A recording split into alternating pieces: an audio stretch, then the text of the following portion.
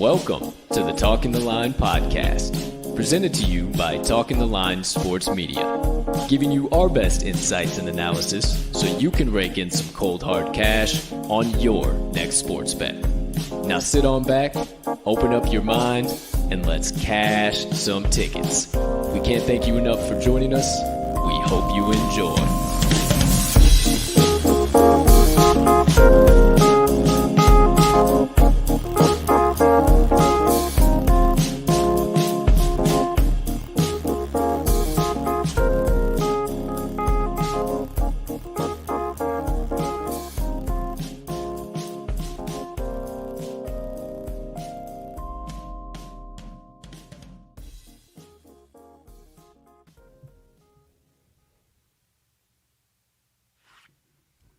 Good morning, good afternoon, good evening, ladies and gentlemen, degenerates and gamblers, far and wide.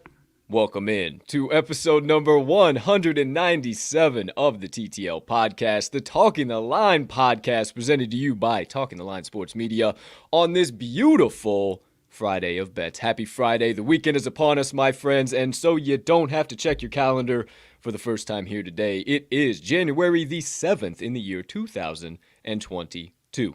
Can't thank you enough for choosing to stop by here today. We have an NFL special edition coming your way. A little bit of off the beaten path, if you will. Little Cup of Joe on campus vibes presented by the Talking the Line Sports Media crew as well, but all NFL. You know me and my shameless plugs. We'll talk about it all here in just a minute, but before we do, please take a few moments to smash that subscribe button on whatever platform you are currently ingesting the TTL pod on. If you are watching on YouTube, might as well hit that notification bell over there as well so you never miss the start of a live show or any additional content dropping from the crew. Or if you're watching on one of our social media platforms, make sure you hit that like button, that follow button there so you never miss any of our additional social media content. Or if you are listening to the pod on your favorite podcast directory, make sure you hit that subscribe button there too if you haven't already, as we do release the audio of every episode after each live show is complete. Next item up on the docket. You can be so kind, you can find it in your heart to do so. You got an extra second while you're watching today's show. Hey, hit that like button too. Leave us a comment, leave us a rating. Jump on over yonder in the live chat if you are watching live. Maybe hit that share button too. Go on ahead and shoot it on over to your brothers, sisters, moms, dads, aunts, uncles, friends, hell, enemies, neighbors, people who live on the opposite side of the globe as you, but you would refer to as a good old-fashioned ticket cash and degenerate, because that's what we are here at the TTL Pod, and we can't thank you enough when you do all of those things, because it only helps us make TTL Sports Media bigger and better for each and every one of you. Last but not least, in this here opening formalities on this Friday show, go on over to this episode's description. Check out the link tree down there. In that link tree, you're going to find the talkingtheline.com website, all of the TTL Crew social platforms, and all of our additional content. So you can consume all of that jazz in one convenient location, however and whenever you please.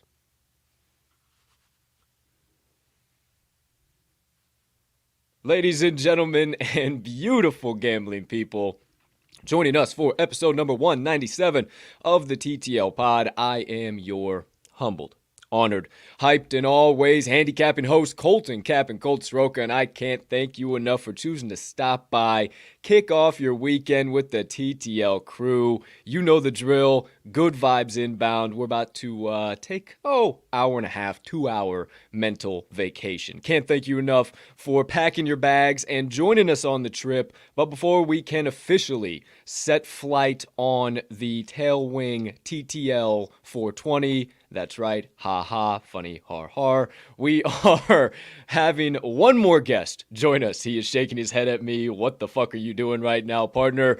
I don't know, man. It's Friday. I'm slap happy. So without further ado, let me bring him on in.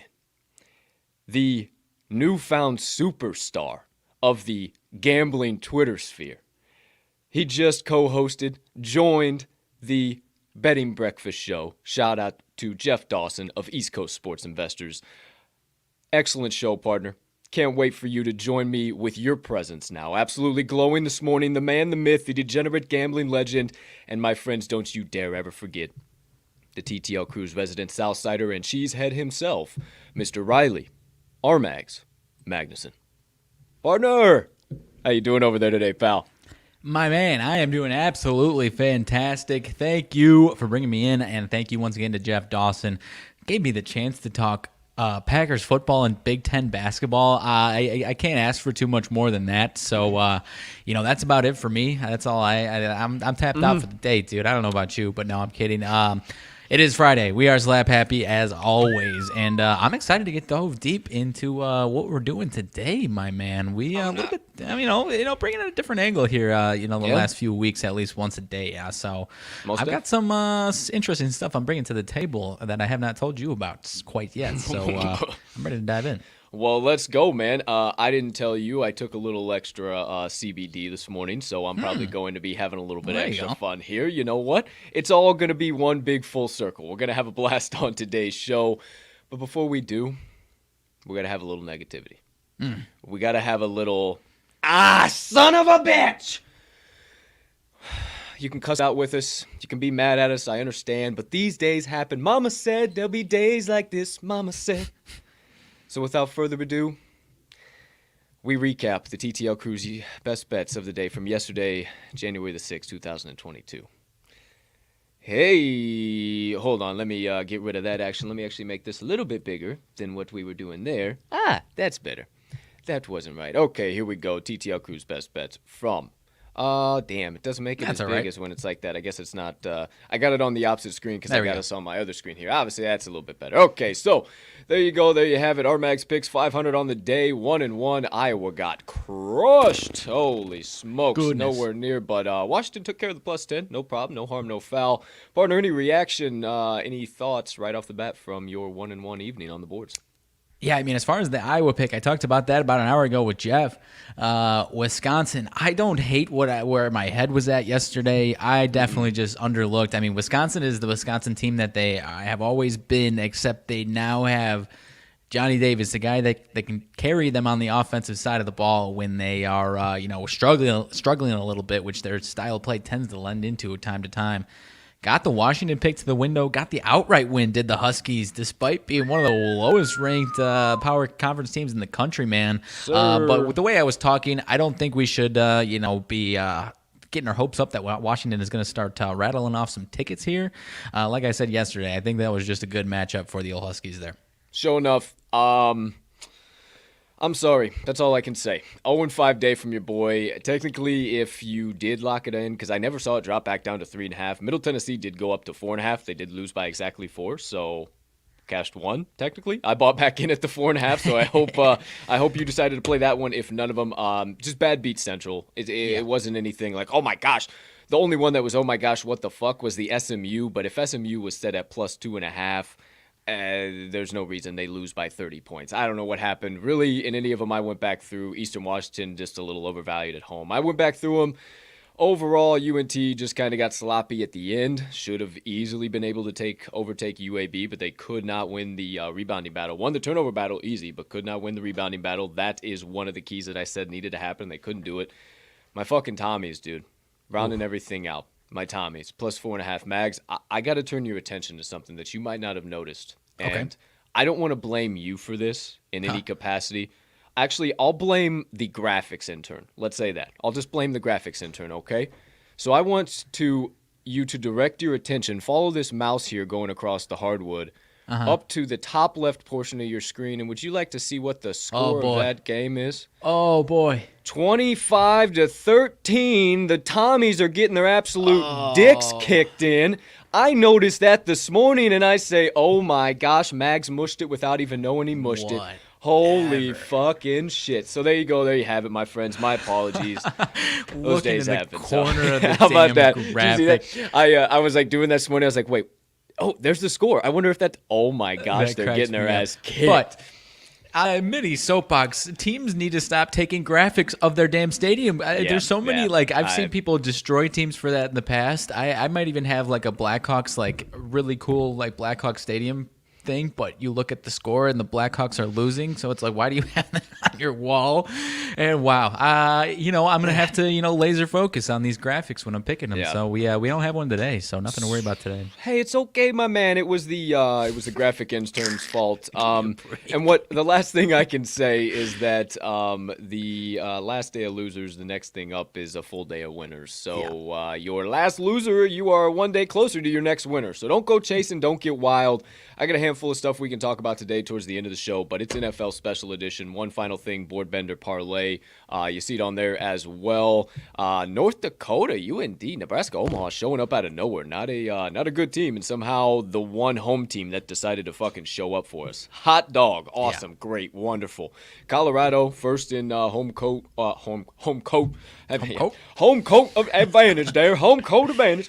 Colorado number 1. They kicked ass. They looked good. They looked great. They were down early and then scrapped back, won the game outright. Knicks +1. Holy bejeepers! I hope you sprinkled a little bit on that on the side too, because I did, and that almost made up for the 0-5. Not bankroll wise, a little bit bankroll wise, but also holy shit, the electricity of that was just that was great. And then Jets +1.5.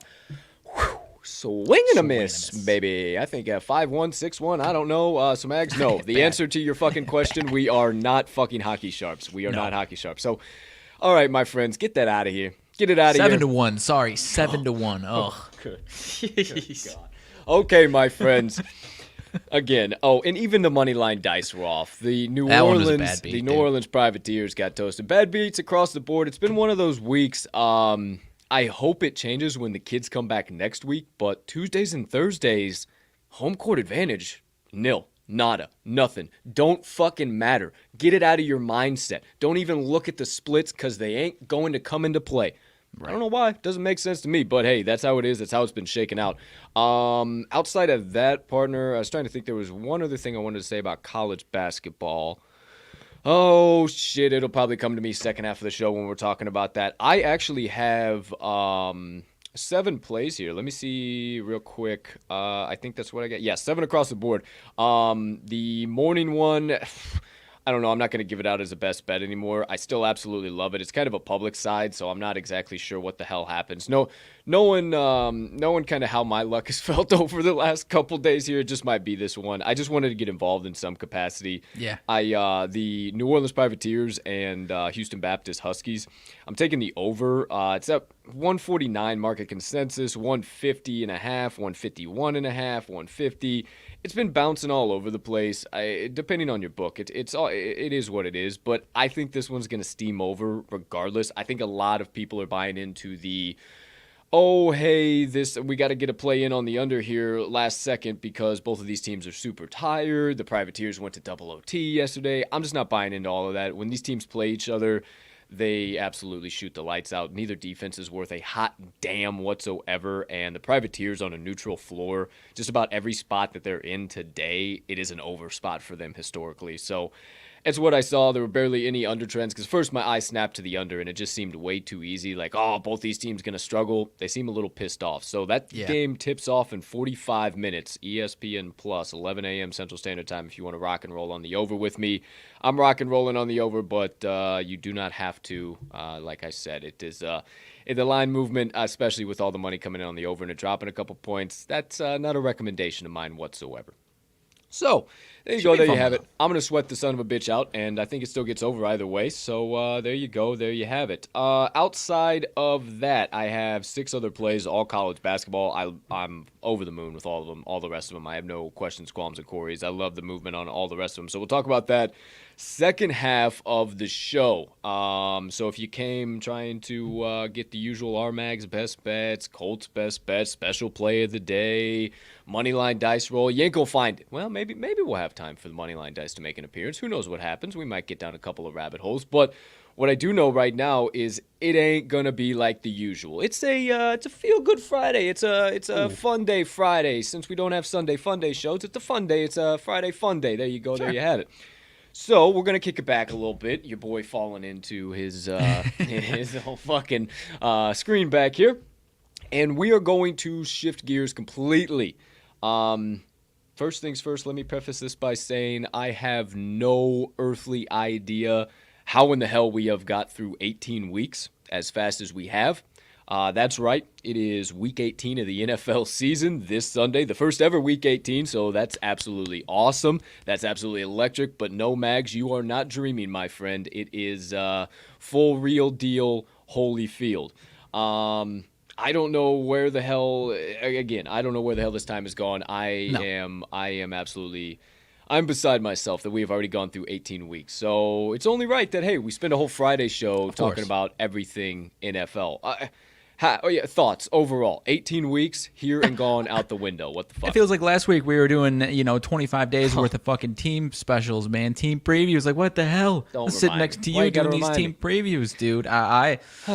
Well, even though, I was thinking about that today. Maybe while we're talking about some of these teams here today, maybe I'll have an opportunity to go kind of look back, see what's up, see what's happening. Who knows? We'll have an idea. But even though you won't find bets on today's show, we'll talk about them. We'll dish them out later on in the show, just not the usual method. We might lock something in if we stumble across something. Who knows what's going on? What I do know is that there is one thing that we must complete before we do anything whatsoever. And I kindly ask you, my friend over there, and you all out there watching, lift your mugs up high to me, to you over there, good sir, and to all you beautiful people sipping the black elixir of the gods on this gorgeous Friday of Bets, also known as January 7th, 2022. Ooh, I'm still doing it. 2022. Take your sip. I'll be right back. Oh, yeah. I'll lay down. It's nothing crazy what I brought to the show, partner. As far as I brought did a little research as far as contract incentives, player contract incentives for Sunday. Really? Who needs what might lead us into a player prop or two. I like that. Interesting stuff. I like that. There's a few that are really, really reachable, so it might lead us into some props. I don't know. I like that a lot. I'm with it 150%. So, without further ado, hey, good morning, Keith. Appreciate you stopping in, dude. Good to see you. Peace and love. Thanks for popping in. Without further ado, we're not going to waste any time with it. Already been bantering for 20 minutes. It's going to be a windy episode. Here we go, boys. I don't know where the fuck that 20 minutes went, but here we go. Second week that there's been Saturday action. Last week was the first week that there was Saturday action, but we're kicking things off. Let me get my other screen over here straight. Okay, there we go. So first thing, we'll kick it off with the Saturday slate. We were going to talk about everything on Cup of Joe on campus tomorrow morning, 8:30 a.m. Central Standard Time on our YouTube, Facebook, and Twitter. Shout out. Me with the shameless plug. You know how I do. But we're not going to because none of these teams are collegiate teams, and how much damn sense does that make to talk about NFL teams on a collegiate Saturday? None whatsoever. So here we go. Let it rip. First game on Saturday. Hey, first time I've ever done this. Hope you guys enjoy it. Whew. Kansas City Chiefs versus the Denver Broncos, Saturday, January the 8th, tomorrow at 3:30 p.m. Central Standard Time. Right now, market consensus, the Denver Broncos are the 11-point home underdog from a 10-point dog at open. Total was at 44.5 at open. It is now up to 45. Partner, right off the bat, anything you have your eye on, good sir? This is a tough one, partner. So the Chiefs we kind of have the advantage, but the Chiefs have a disadvantage of playing this game. Well, in a way, a disadvantage. They get an extra rest day going to the playoffs, so that I'm sure they'll probably take that. But they need to win to lock down the 2 seed. They have the opportunity to jump into the 1 seed if they win and the Titans lose to the Texans, which we don't really expect. But they at least need to win to lock down the 2 seed. So they're going to be playing for this one, and they're not going to be able to do, like, if this was noon or in the afternoon on Sunday, they could do some scoreboard watching, like, all right, we can let off the gas in the second half. Maybe they let off the gas in the second half if they're up. I'm not saying I'm locking in the minus 11, but the way the Broncos are looking right now, I certainly am not taking the plus 11. I do have one interesting contract incentives. Every once in a while, this isn't a market that we typically dive into for player props. Chris Jones needs 1 sack for $1.25 million. One sack, $1.25 million. Yo, I'd be books gunning for a motherfucker face, as one would say, if I had $1.25 million on the line. Go on ahead.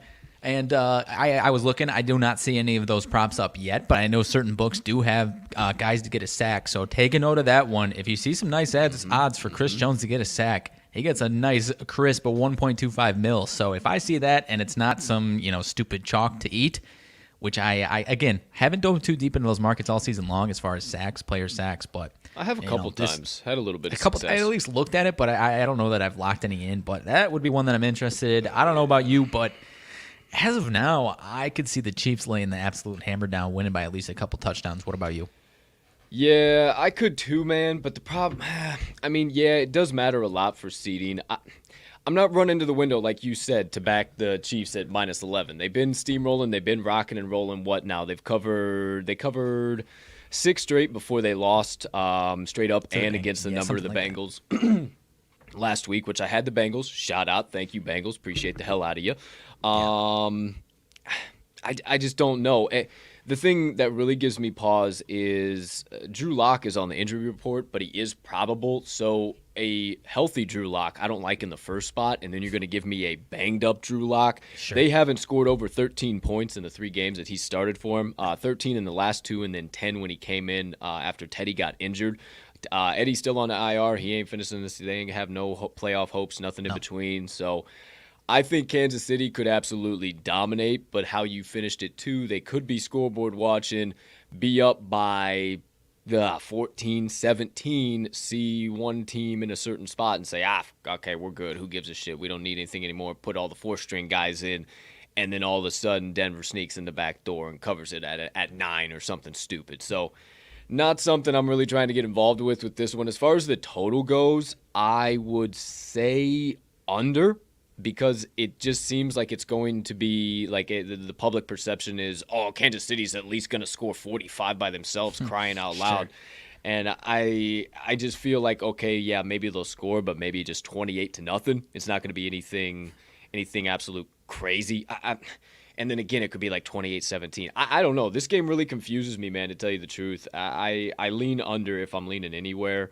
But then again, I don't love it, but I agree with you. I mean, because I don't think basically what we're both kind of saying is we don't think the Broncos are going to score more than a couple touchdowns, right? If that, right? No, yeah. And so, like I said, don't love it, but maybe Saturday afternoon standalone game. I don't know, man. So kind of thinking on the track. Shout out OddsShark. We always talk about OddsShark, how we utilize their computer projections. OddsShark has Kansas City winning the game 26.1 to 19.4. So something kind of like my theory of, hey, 28-0. Oh, wait, the Broncos, Kansas City takes out all their first-string guys in the fourth quarter. Broncos sneak in the back door. And that's, I just don't think that's anything you want to be involved in. You want to sweat the Broncos out and hope that's what happens? Go ahead. That's my synopsis. I don't think that's what happens, but maybe. I have no fucking clue. So what I'm trying to tell you, probably not the best idea to get involved in Kansas City and Denver unless you're looking into those sack markets. I was trying to I was trying to look at the sack market here, partner, while you were going through here, and it still doesn't look like Still doesn't look like it, right? anything major. The only one, because in Illinois we got the DraftKings and the FanDuel, right? But as the main books, but like mainly I only ever see the sack props on DraftKings. Same. I can check out another one real see quick as we move on here. As far as the old Barstool book, I guess I don't dive too deep into their props, but like I said, I'm taking note of that one. If I see it anywhere that isn't minus 120, I'm probably scooping it. Yeah, I agree with you for sure. So there you go. There you have it. Kansas City Chiefs versus the Denver Broncos. Total stay away from me. I got nothing out of this one, but hope we gave you a little bit of insights there, something you can utilize to hopefully get you to the pay window if you're dying to. If I lean anywhere, I'm leaning taking the points with the Broncos, hoping for a backdoor cover, and leaning on with kind of what Oddshark's saying, leaning on the over. If that backdoor cover's happening, then I think it's around that total. That's actually right at 30. No, that would be 46. So wow, that's right at it's the right.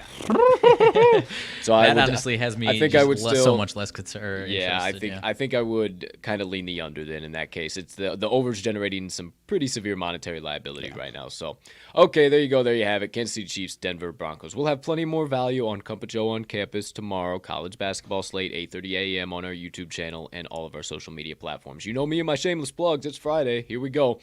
All right, next game up on tap. Hope you got your energy drinks ready, your nitroglycerin pills. I don't know how wild this one will get, but the NFC mashup about between the Dallas Cowboys and the Philadelphia Squeagles at 7:15 p.m. Central Standard Time on Saturday. Line right now, partner. Squeagles at home, 4.5-point dogs. Dallas has only not covered the spread one time, 7-1 against the number on the road.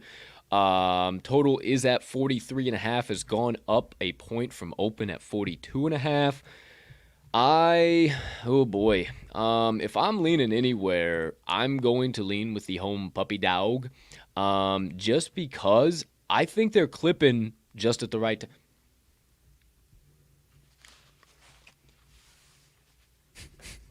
Man, it was like the fertilizer, and like I put a flower on the board, and like you water it, man, and then the flower comes up, and then you have a beautiful flower, and that's what we're seeing is all the progress of this fertilization. This son of a bitch done fertilized himself right into the playoffs. And they're in a serious spot for seeding, for all types of shit right now. And as far as I'm concerned, the sky is kind of starting to fall in the star. Nobody believes it. Micah Parsons out is huge. That puts so much.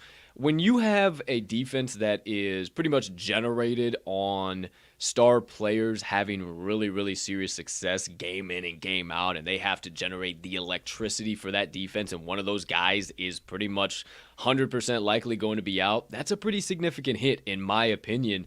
And honestly, defensively, the Eagles have flown under the radar all year long, dude. Like, they have not been a bad defensive team at all, and they're just now all of a sudden starting to find it every which angle on the ground and through the air offensively.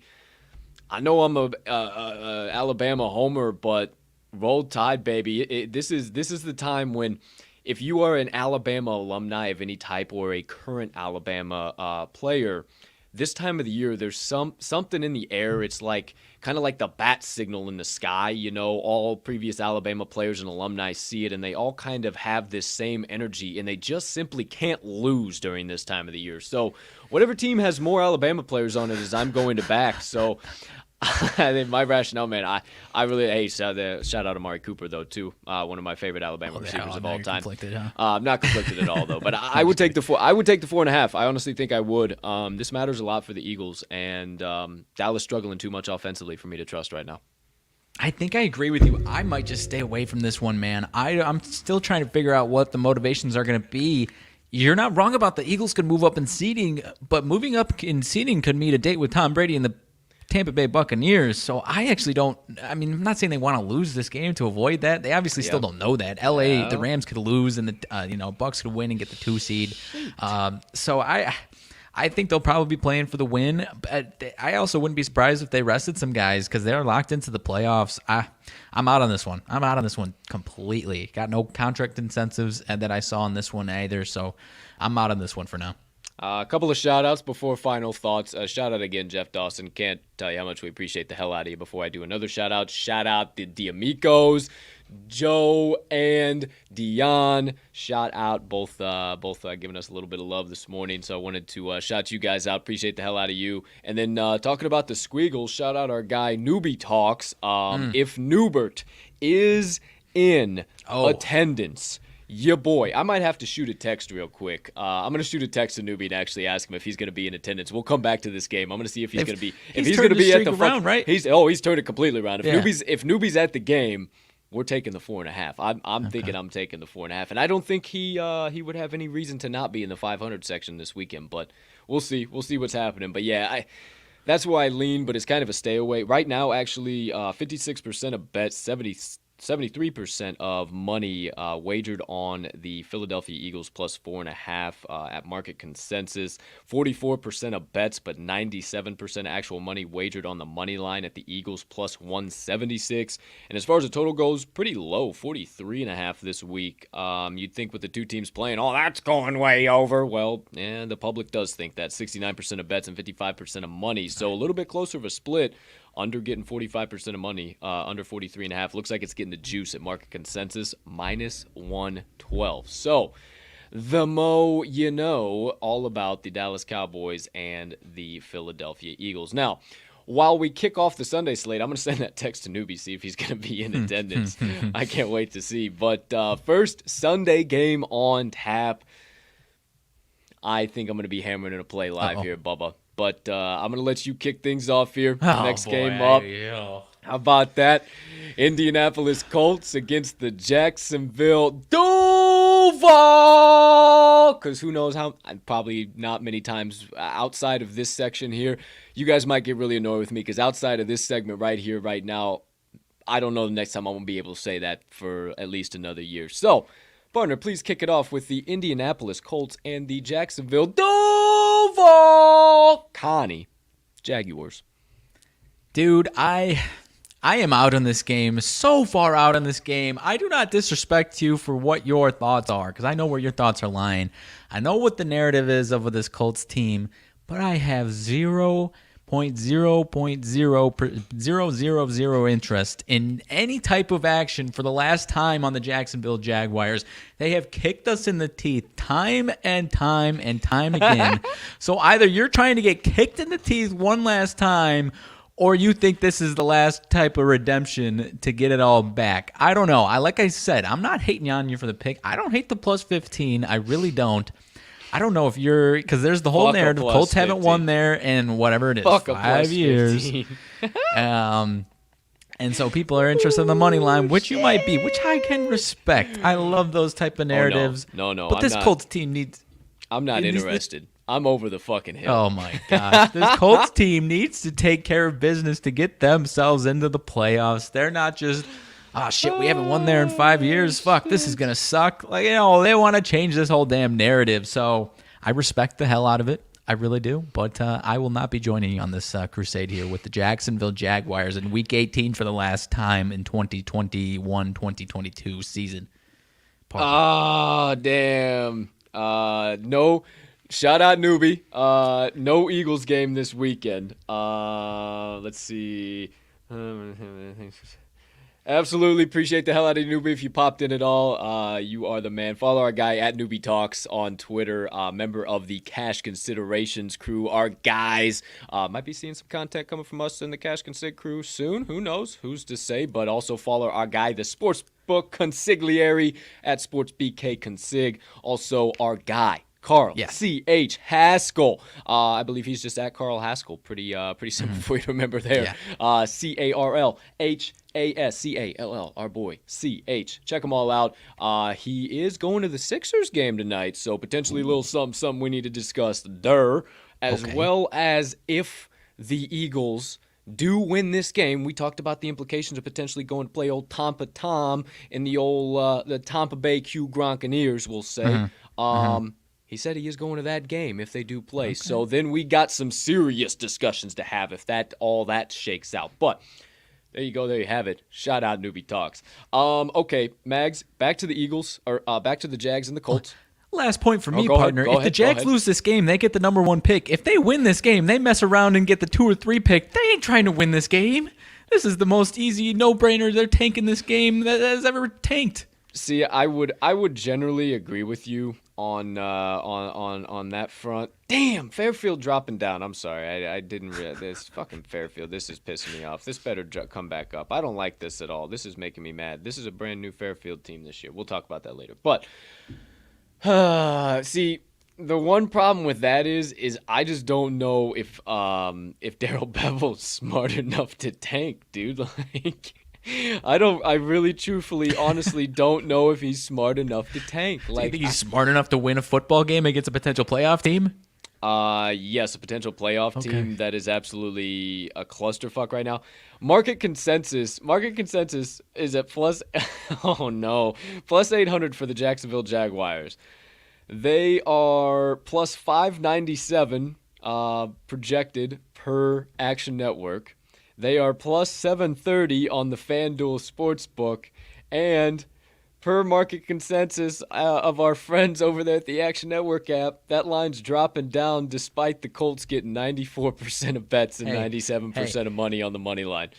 Where do you think I'm not hating the spread. I'm not getting involved. If you were taking the plus 15 or any other action, I will not disrespect you. I think the plus 15's got some value. Son, what you're telling me? You're telling me you ain't got the bankroll to just goof around a little bit. A little 10 spot is all I'm telling you, Max. 10. Oh, come on, dude. 10 spot Hard sweat pass. Spot. Come on. $10 make you holler. They just lost 50-10 last week, bro. No, that's okay. That was last week. What if you? This is this week. Come on. $10 to make you a $73 holler. Come pass. on. Hard come pass. on. Come on. Get in the pass that I could pass. Come on, get in the boat with me. Let's have fun. Pass. Come on, let's row it down the fucking stream. Come on. Pass. You're gonna make me dig my own grave on the fucking hill. Pass. Can't you at least dig the son of a bitch for me? Sure. Quarter unit. Like I said, I won't disrespect you. I ain't participating. I'll dig that grave for you. I feel like that's kind of what I'm doing right now. I want to back the damn Jags so bad I can't even begin to describe from a fan perspective, I hope it happens because then you get some potential chaos. I mean, people were talking about the Raiders and Chargers tying. If the Jaguars win, the Ravens are not dead for the playoffs or the Steelers for that fact. So, from a fan perspective, I do hope it happens. So, I'll root with my fandom, or bet with my fandom, not my bankroll. How about that? Yeah, you can't even go back it's been 5 years since it might even been like 10 years since Colts have won in Duval County. It's 5. Oh my gosh! I'm not hating on you. I just hating on you for trying to bring me into this mess. Dude, I gotta get involved. Plus 730, like I gotta get involved. It's the last week of the season.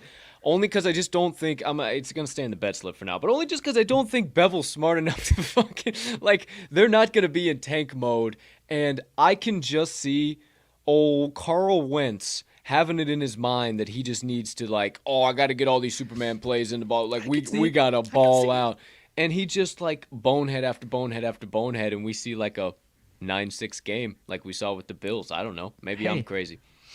I'm not disrespecting you for it. For that reason, something like that, something like that is probably the path. But again, it's all yours. It is all yours. All right. We'll put a cherry on top of it by the end of the show. But for now, I'm probably getting involved with the Jacksonville Duval County Jaguars one more time. Let's let it ride. But also, they have 50 guys out, so maybe not. Who knows? We'll see. We're gonna talk about it a little bit more. All right. Next one up on tap, my friends. Drum roll, please. Cincinnati Bengals at the Cleveland Browns. Browns are the de facto home team. Obviously, duh. It's not bowl season anymore.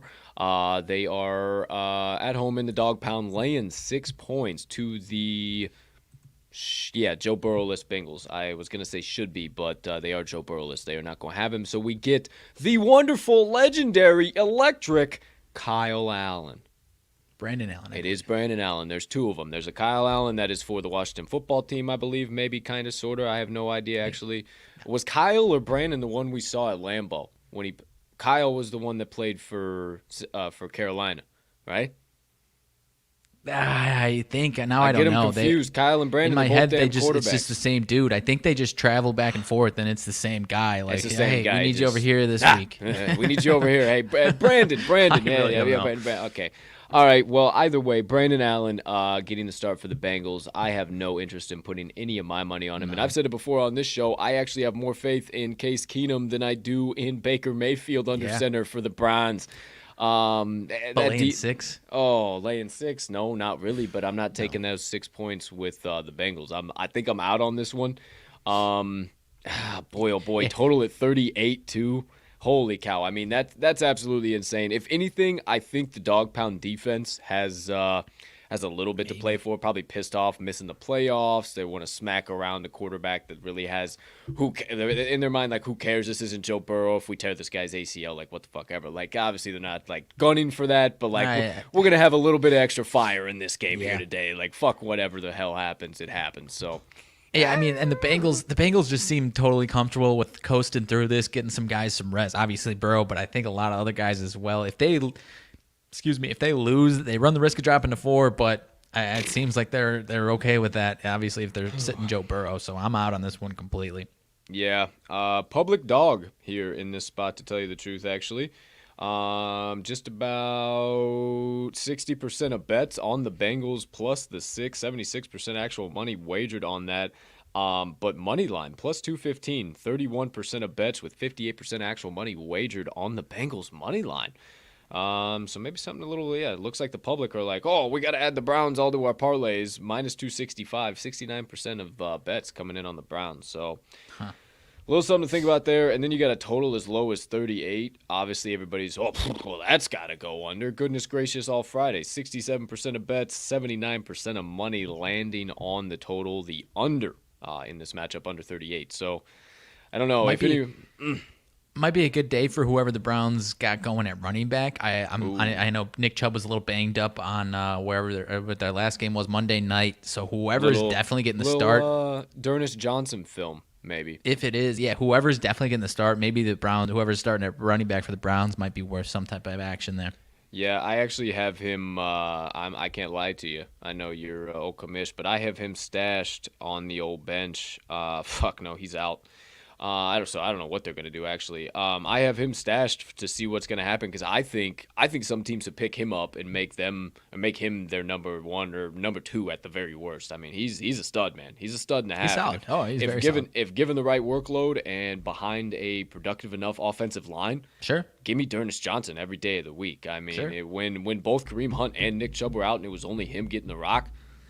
Boy, oh boy, was he pounding that sumbitch. So I'll back D'Ernest Johnson any day of the week. So there you go. There you have it. Browns, Bengals. Nothing prop market-wise on that one. I was just kind of thinking just as we were talking. I didn't see any open. So, yeah, it's probably nothing there. Keep it moving, keep it grooving. We have not officially hammered in any plays yet. It's still what the hell's going on, but still having a good time talking about it, enjoying it, seeing what the hell's happening. We haven't really been talking about it, but as far as like our projections where we had some of these teams at Broncos, we had potentially making a damn run with Teddy Two Gloves. I was like, let's go. They're completely out of it. Squeagles, I was like, maybe next year. I don't think with Hurts. Well, here we go. Here we are. Nick Sirianni says, I'm just fertilizing us right to the doggone playoffs. So everybody just lock in. I feel like we just didn't have strong opinions on them. I remember being like, probably not, but it's the NFC East. You never know. Yeah, I think I remember 100%. That. Well, CC Talking the Line podcast, NFL Special Editions 2021, NFC East. We had really no fucking idea if they were going to be the least or the beast. I mean, teams were questionable. And then all of a sudden, the Dallas Cowboys defense under Dan Quinn, who hadn't done anything in a decade, all of a sudden showed up out of nowhere. And now all of a sudden, we're talking about maybe they're going to start failing now with COVID and their offense struggling. Who knows? But there you go. There you have it. Next game up on tap.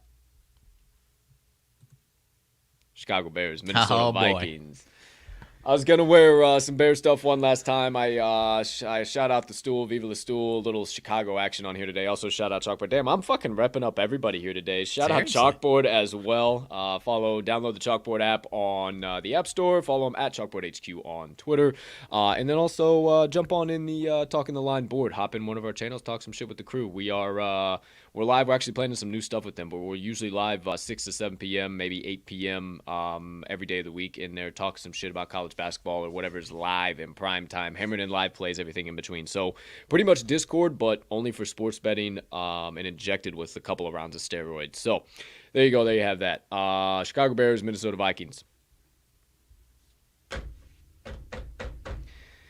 Oh, where do I begin? I have no interest right now. The Vikings are the 5.5-point home favorite. Line for the total open at 44.5. Let's start there. It's down to 44. Sure. I don't really know where to go as far as a side here because, oh, goodness gracious, Justin Fields not getting the start. Who knows exactly what happens. If it was Big Dick Nick, I'd probably be into it, man. Yeah. I'm more of a Nick Foles guy than I am son of a bitch, an Andy Dalton guy. A couple little excuse me. No, 100%. Andy Dalton, friggin', I don't know. I love the red rifle, but hey, not on the Chicago Bears. Not what's happened this year. Obviously, the public's going to love Minnesota. 89% of bets and 95% actual money wagered on the spread, -5.5, and 96% of bets, but only 62% of actual money wagered on the money line at them, -245. I don't really have the yawns to back the Bears. I'll give my Bears fandom perspective, but gambling perspective, what are you feeling here, Mags? I don't know, man. This has been the spot where I've backed the Bears a couple times. Obviously, it's totally different because these teams, are totally out of it.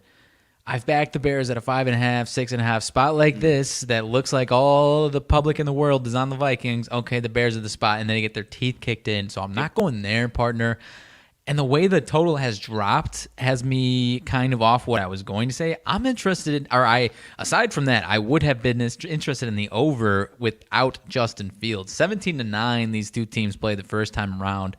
And if you remember, that Bears offense stalled at the 20, 30-yard line, went for it on fourth down about five different times in that game. I've forgotten about that after every single damn game has been that exact thing. But hey, whatever. And I think I took the over there. So basically what I'm trying to say is I think whether it's Dalton or Nick Foles, I think they should be able to pass on this Vikings defense.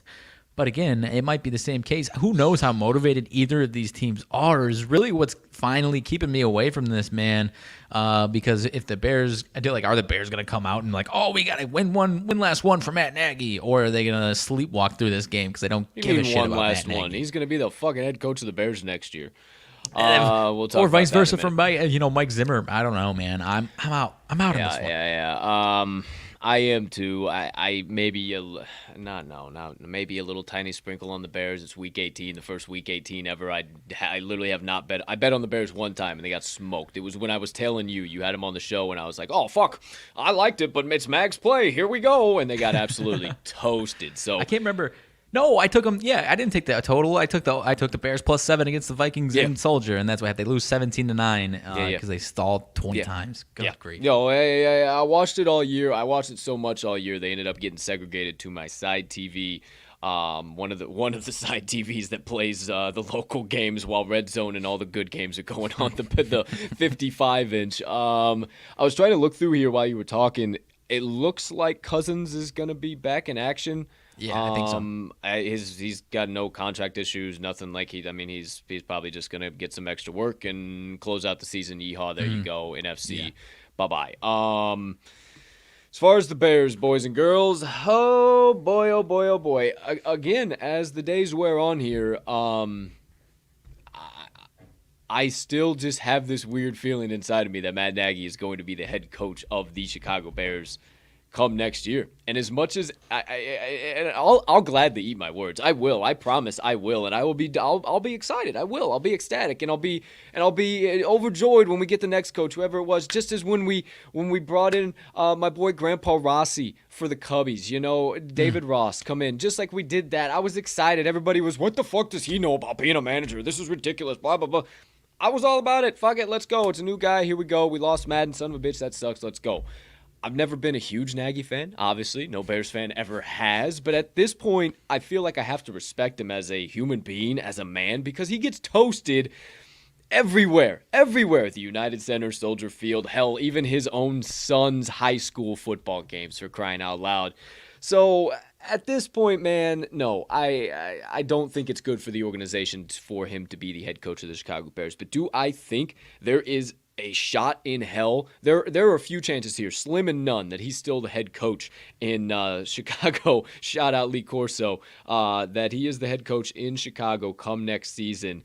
And those two minor chances are all I need to have a little bit of a pit in my stomach about, oh shit, the McCaskies might be going on another fucking round on the carousel.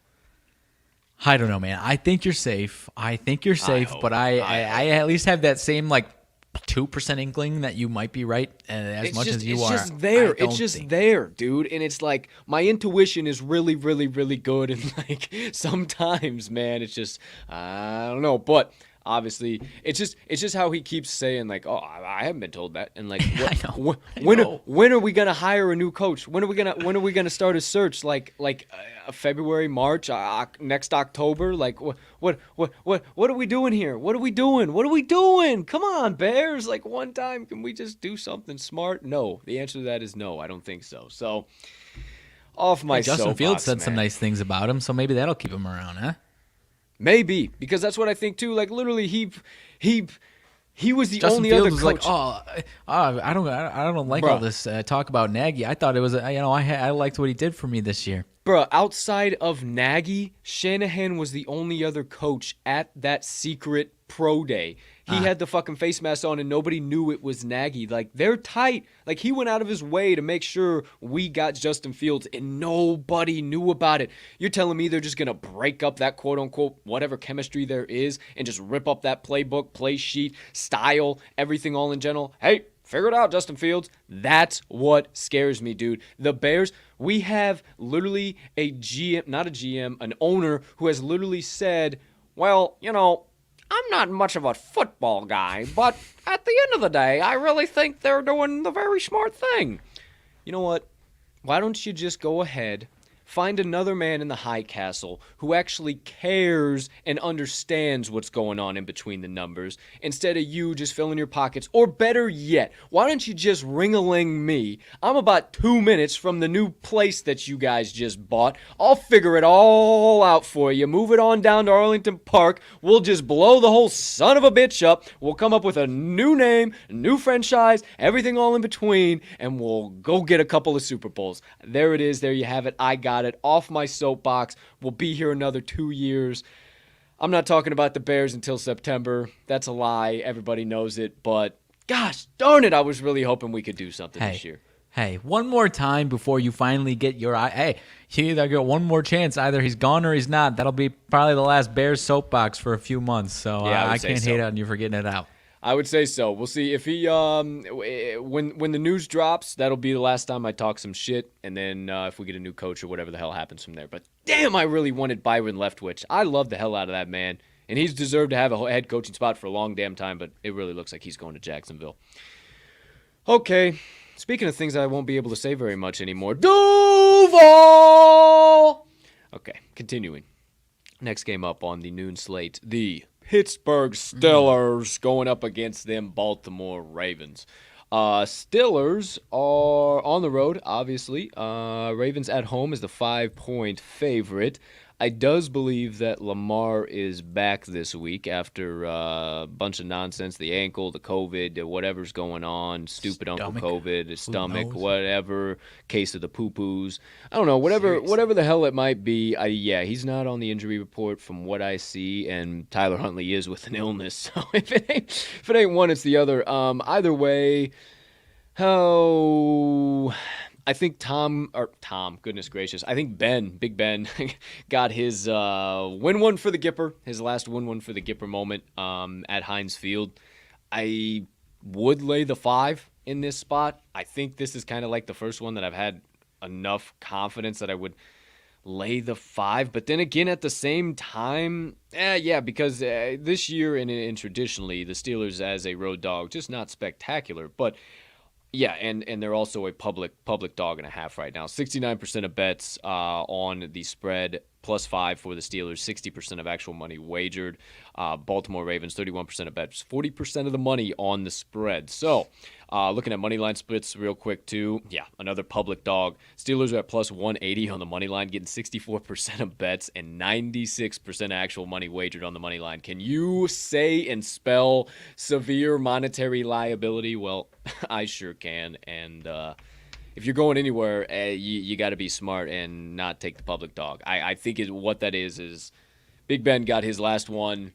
I'm done. I'm out. See you later. I cried on national television. They don't give a fuck about me in Baltimore. They're going to be booing me into the absolute dust. Those boys are going to be looking to absolutely wreck me. I know this. I'm going to have my head on a swivel all game, and I think that's how it shakes out. That's the way the cookie crumbles, San Diego or Pittsburgh. I think I agree with you. I think I'm going to stay away. This matchup has the last few years been really, really close. There's just this rivalry in general. Yeah. But that kind of leads me into, if it is supposed to be that close, why is it 5 and not 3.5, right? Because I think Ben, I don't know. I was on those Steelers this past Monday night. Like you said, it was that win one for Ben getting out, and I have been very low on Big Ben and that Steelers offense, so I think I'm going to take my money and run from Monday night and stay the hell away from this one. Total, I don't know about the total either. Maybe under 41. Dude, maybe. It's a public side. It's such a public side. 76% of bets, 70% of money. I might be out too, man. I might be out. Oh, hey, we shouted them out earlier, but hey, if you guys got any questions, you get your comment dropped anywhere right there on the screen anytime. Shout out Keith. Appreciate you stopping in, dude. The Nipsey picture back there. I shouted that out off the show. I was talking to Max. I was like, bro, that Nipsey picture was so sick. I'm pretty sure that's what that was. So there you go. There you have it. You guys got any questions, anything, we'll pop them up on the screen. We'll talk about them live on the show. We got plenty of time. It is a Friday fun day. We rage on. Next game up on tap. We go to him there, Tennessee Titans against the Houston Texans. Saddle up, cowpokes. We got us a rootin', tootin' Mexican standoff between these two damn teams here. One team, pretty much all the marbles riding for this matchup. That is the Houston Texans. This is their Super Bowl, their de facto. We got to win one more for the old Fighting Daves. Do I think it happens? Hell to the no. Do I think the Houston Texans or the Tennessee Titans cover 10.5? Also, hell to the no.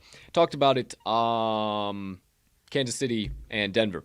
I feel like this is a spot where you could potentially back Houston again at the 10.5. I backed them the last couple of weeks. They've been scrappy as all shit. Bought extra points last week, so I took them from 13 to 17.5, so ended up covering that. Didn't cover the 13, they covered the 17.5. Sure did. 10.5 I'd be interested in because what I think happens is Tennessee comes out and absolutely or Texas, right? Goodness gracious, there's so many T's. Houston, I would be interested in plus 10.5 because I think Tennessee comes out trying to run the ball, ground and pound, gets out to a lead. They're doing their thing, yada, yada, yada. Maybe up in like a 24 to 7 or 10 kind of scenario in the first half. So maybe a first half play is something you want to look at here. If minus 5.5. Okay, so maybe I could see him getting it done by at least a touchdown. So full game though, I could see the Titans scoreboard watching, seeing the Chiefs do something, seeing the Chargers do something. So actually, I'm sorry, Chiefs play Saturday. They'll know. If the Chiefs win, they know they got to win to lock down that one seed. Shit, if the fucking Chiefs come in and lose, then it might be a different story. So they'll probably know that they have to win. Yeah, if they want the one seed or not. So this is going to be a watch the Chiefs and Broncos Saturday with the intention of making a play on Tennessee and Houston, ? Yeah, I mean, I'm assuming the Chiefs take care of business and win, then the Titans have to win to take care of the one because maybe the one seed for the Titans is so damn important. Nobody's counting the Titans in, and you have to have home field advantage with the way the Chiefs and the Bengals and Bills are playing right now. Oh, gee, yeah. But the 10, I still don't know about the 10. I think you are kind of on the nose as far as maybe being interested in that first half. So 6.5 let me on ask you DraftKings. this. Sorry. Kansas City does get that win, do the books reflect that at all in the market? Do they think themselves, fuck, Tennessee's not going to have the foot on the gas here, let's drop this down to 8.5? Or is that just going to be fugazi to get more people to buy into the public dog? I don't know. Because I like the 10.5. So because my rationale on that, do you buy in on the 10.5 now with the anticipation of maybe that shit goes down to 8.5 with the Chiefs, most likely 99.99999% chance of rolling over the Broncos on Saturday? Yeah, I don't know. I'm kind of jaded with the Texans, man. They've cashed me a few tickets over the last few weeks. I know they could come out and they took care of the Titans in the first game. I have to imagine the Titans are going to want their lick back, but a little bit of contract incentive. This could come into a player prop. Not a guy that is overly productive as far as yards concerned. He does feature in this Texans offense. Rex Burkhead's got a couple things. If he plays 30% of offensive snaps, he gets $125K. He's been balling out. He's been balling out the last few weeks, dude. David Johnson, it doesn't sound like David Johnson is back, but since they got rid of Mark Ingram and Phillip Lindsay, they've featured these guys pretty steadily together when they are both there. And so next thing before I kick it back to you, Rex Burkhead needs 108 total yards for another $125K.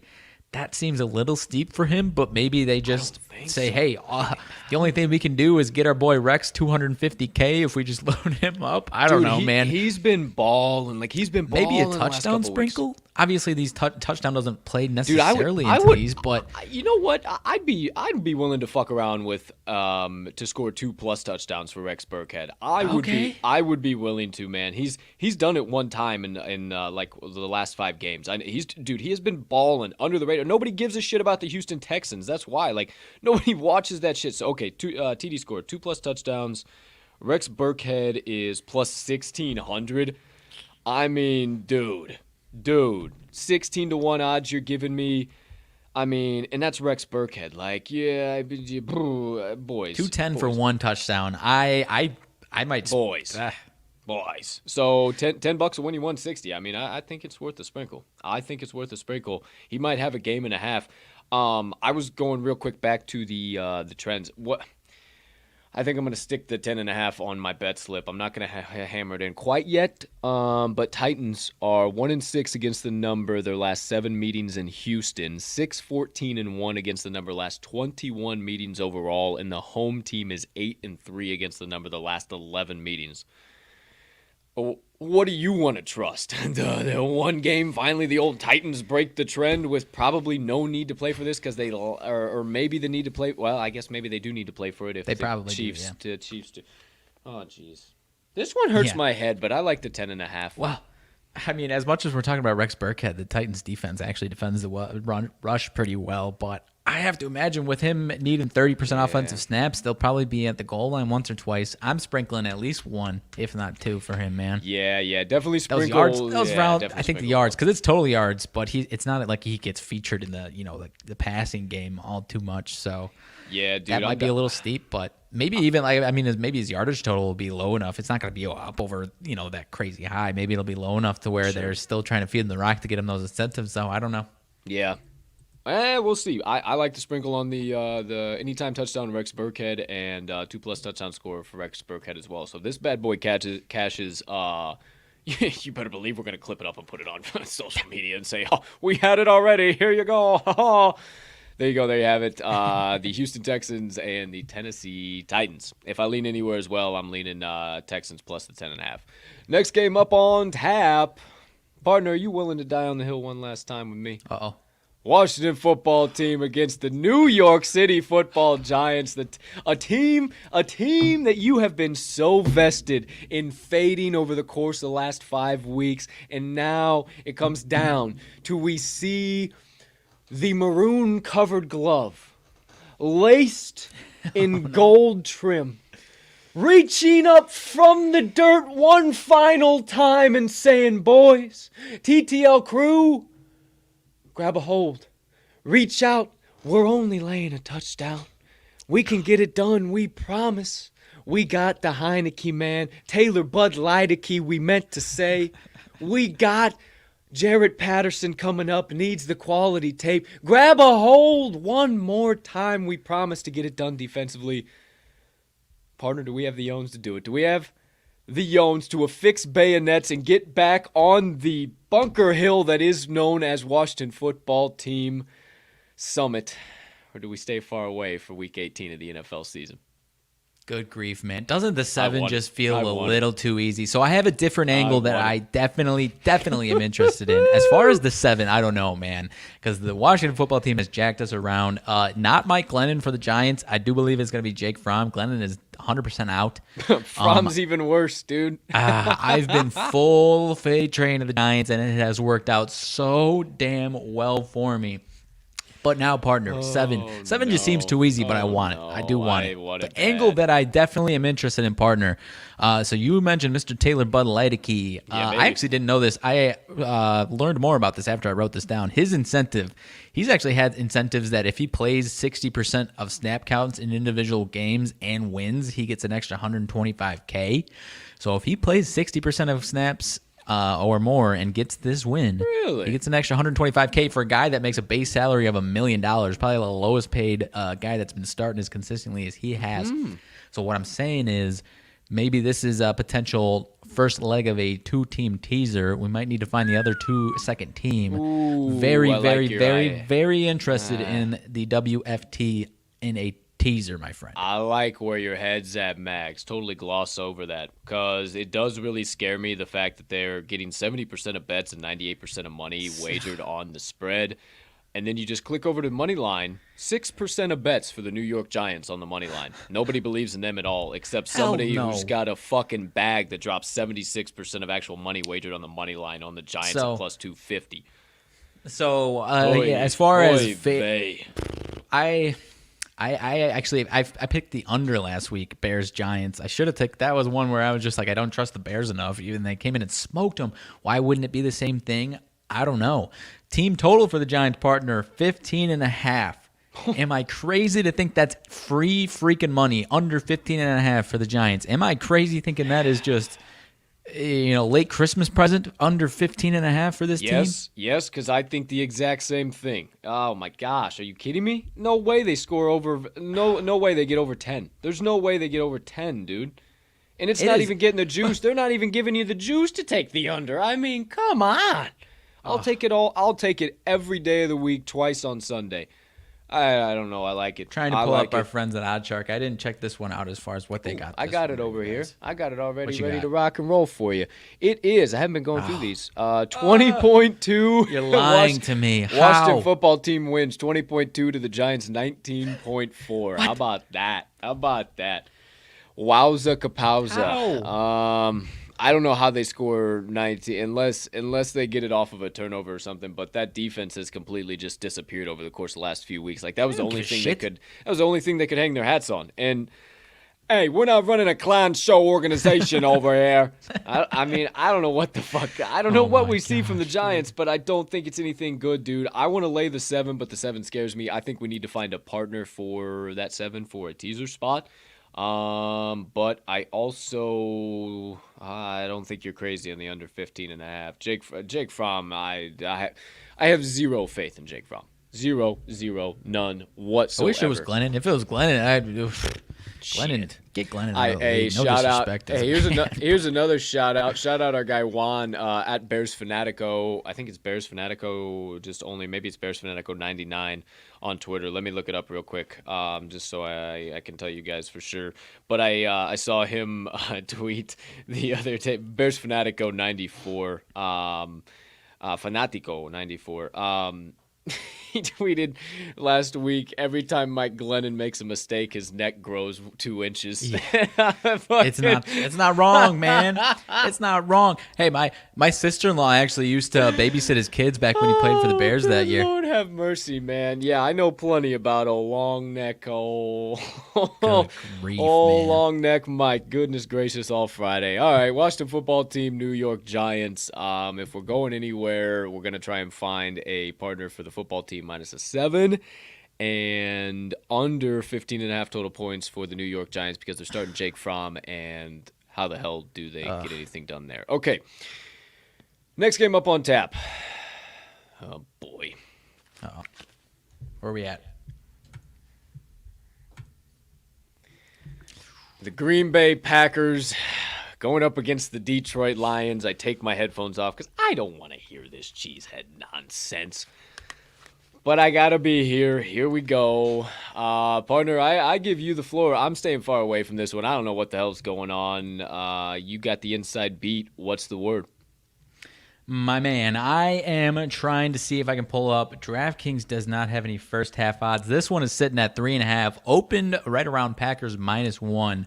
I believe the odds makers assumed that the Packers would be sitting everybody. Rodgers and the Pack since then have said, we ain't sitting, we're playing. I want to get some action, do not want to rest. He said it, I believe it, I don't remember if it was Monday Night Manning or McAfee or maybe both. McAfee. It was all McAfee. Yeah, okay, and he mentioned like they don't want to, the way their offense is rolling, they don't want to rest like that. He even mentioned something again, either McAfee or Monday Night Manning, maybe both, about back 10 years to when they were 15-1, had the almost exact same situation, 15-1 bye week locked up going into the last week playing the Detroit Lions. Sat everybody. That was the Matt Flynn 6-touchdown game. Didn't matter. They came out in the divisional round, and Eli even mentioned it. Like, yeah, you guys were fantastic. We had some goofy, weird bounces because it was the Giants that came in with Eli and beat him on their way to another Super Bowl. I think Rodgers in his head is like just has deja vu to that, and he's like, hell no, I ain't. Whatever I have to do to not duplicate that, sure. I'm gonna do it. On top of, and that kind of set the stage as far as the next decade of like the Packers not wanting to really go full rest mode like that, right? As far as anytime they've been in this situation or anything like it. So at the very least, I think they all play in the first half and get out to a nice little lead. I took the -1. It's at 3.5 right now. I'm trying to see if FanDuel's got any. Nobody's got any first half lines, at least where I'm seeing. So, because if you put an under a field goal or even under a touchdown spread in the first half, and it turns out the Packers are going full bore into this game, I don't know, man. I'm through the roof with my -1. I would still like it at -3 because there's still a good chance that it's Tim Boyle, who, by the way, used to be the Packers' backup quarterback. So it's not like they're unfamiliar with this guy. It doesn't matter if they got Tim Boyle. What's that? Fuck you got against Tim Boyle? What old Timmy ever do to you? I'm saying he used to play for the Packers, and even if we got second stringers in on defense, they know what the hell he does, and most importantly, doesn't do well because he's not a very good quarterback. Did you see his college track record? By the way, he was like 12 touchdowns. Clutch, bro. Bad, brutal. But as far as there's some important incentives too, which I don't think this is why Rodgers is playing, but Rodgers has got some important, maybe not important, only $100K for a few different things. If he gets top 3 in completion percentage for the season, he gets an extra $100K. He's at 4th right now, not too far behind. I was reading if he has a nice completion percentage game, he could get that. Same thing with yards per attempt, another $100K, 7.8 currently, 8.2 is 3rd. So if he makes some big plays, he could get into that range. And he's tied for 3rd in touchdown passes, and if he's top 3 in touchdown passes, he gets $100K. So I think he's going to be slinging the rock in the first half, man. Not to mention another sack incentive. Preston Smith, if he gets 1, he gets $750K. So another guy I got my radar set on. If we see some odds on sacks, Preston Smith to get a sack. If he gets 1, he gets another $750K in his bankroll. So give me the Pack at 3.5, man. Who knows what's going to happen? Maybe if you can buy out in the second half, if they rip the rug out and take everybody out, can go ahead. But I feel pretty confident, and even if it's Jordan Love against Tim Boyle or Jared Goff, I feel pretty confident that the Packers can take care of business here. I differ from you just a little bit. I think Aaron Rodgers is only going to get maybe a drive. I don't even think he's going to play an entire half. I really don't think it's going to be that. I mean, what's the fucking point with the toe, with everything? There's just no reason whatsoever. And then once they take him out, you are going to get to suffer through right around somewhere in the ballpark area of 50 to 52 minutes of sheer agony and what the next 5 to 10 years of your life are going to be as a Green Bay Packers fan once Aaron Rodgers makes a swift exit out of that organization. It's not gonna. I tell you, just sit back and enjoy it, because it's going to be a glimmer into what you're going to have to be living through. You can get to come join the Bears down at the bottom of the NFC North and enjoy a lot of losses. So what I see happening here, it's a sharp side, the old Lions. They're actually not a public dog, but time and time again this year it has not mattered. But the reason that has not mattered is because of Aaron Rodgers. The only reason the Green Bay Packers are relevant is because of Aaron Rodgers. I promise you, my partner will not follow Aaron Rodgers to wherever team he goes to. He is a staunch cheesehead, but I can also promise you that he will be a very pissed off puppy come the season of 2022 and 2023. That's all I got to say about that. You've been listening to what he's been saying lately. His ass is coming back so quick next year, dude. Back. Whatever. He ain't coming back. But I do think he's going to play more than a drive or two, man. He doesn't want that rest. Again, I say 2 weeks that to off. you. He doesn't want that. Again, I say this to you and all you new listeners out there to hear this. He is saying that because he doesn't need bad morale in the stands. He doesn't need all you cheeseheads crying just in case something happens. He doesn't need you guys, oh my gosh, we are so on edge right now with this drive because this could be Aaron's last game in the green and gold. Oh my gosh, this is will be so back bad. in 2022. And he doesn't need that. He doesn't need that. So he needs to keep morale high. He needs to keep the good energy going through the fan. And then as soon as they get bounced in the NFC Championship, he's going to say, sorry fuckers, I tried. Have a great year. We'll see you later. And then that's going to be the end of the run for the bad man in the Green Bay Packers. And usher on in your first-round pick, Jordan Love, and the next era of Green Bay Packers football. I'll be ready with the jar of tears to collect those from you next few months here, pal. Hey, that's and, okay, if man. Matt Nagy's back in town. I don't, maybe the Vikings can take care of us. Who knows? But you losing in the NFC Championship again will be nothing compared to nothing anything will be a pale in comparison to that. So hey, all good. If Matt Nagy stays around in Chicago, I'll be content watching you guys get to the summit again and going absolutely brain neutral as soon as you make it there. So yeah. Either Extra way, cheddar Sunday morning. Hey, fuck them Packers. Absolutely love it. Shout out, Dill. Appreciate you popping in, my man. Always show them. You know it's a no holds barred here at the TTL Pod. Shout out, Dill. Appreciate you popping in, my man. But yeah, in all seriousness, the Packers look damn good, man, and I'm gonna have a hard time betting against them in a lot of spots here coming up. If the bad man's on the field, look out. Especially with more motivation. Like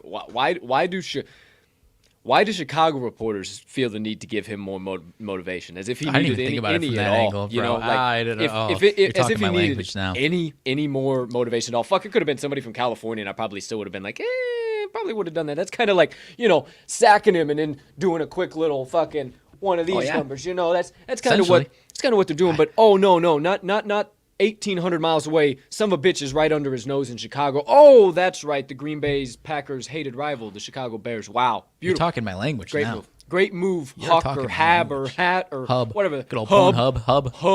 Old Pornhub Gustafson or Aniston or whatever fuck his damn name. Before we move on, did you see his quote-unquote apology? He basically apologized to the other voters for putting them into this web of bullshit, basically, and then just don't really know why I'm being put in for what I said.